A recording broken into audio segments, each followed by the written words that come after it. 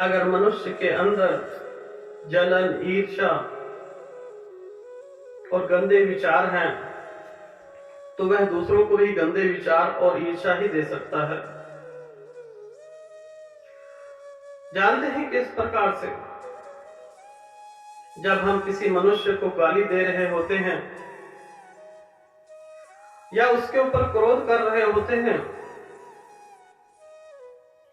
तो उससे ज्यादा नुकसान हमारा हो रहा होता है, हम जल रहे होते हैं। जो टाइम ध्यान, मेडिटेशन, पूजा पाठ में लगाना चाहिए वह ध्यान उस व्यक्ति की तरफ हो जाता है और हम सोचने लगते हैं किस प्रकार से उसका बदला लेंगे, किस प्रकार से उसे मारेंगे, पीटेंगे,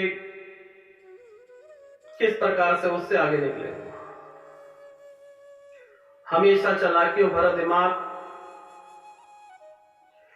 अंदर ही अंदर जलाता रहता है मनुष्य को।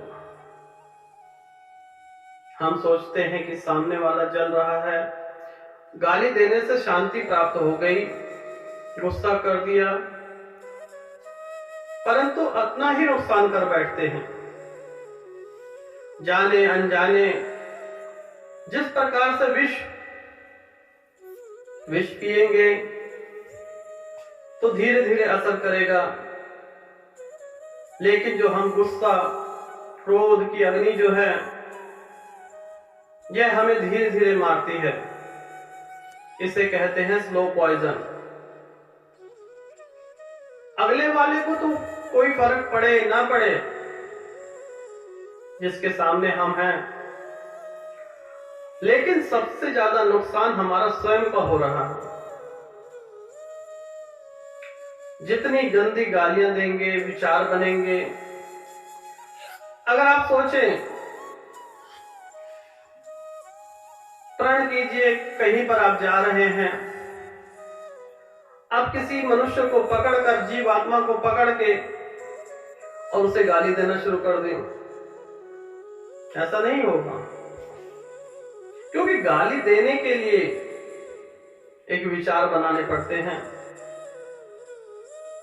एक ऊर्जा उत्पन्न करनी पड़ती है। गाली देंगे, लड़ाई होगी, झगड़ा होगा, कोर्ट कचहरी और भी ना जाने क्या क्या हो सकते हैं। नुकसान किसका होगा? आपका, आपके परिवार का। और वह जो जलन, ईर्ष्या है वह सालों साल चलती रहती है। परिवार, खानदान का, वंश का नाश हो जाता है इस क्रोध के कारण। यह क्रोध जो है मनुष्य को, जीव आत्मा को जो दे रहा है उसे अत्यधिक जलाती है, सामने वाले को कम। कभी भी क्रोध आए तो इस बात पर ध्यान कीजिए कि आपको कितना नुकसान हो रहा है।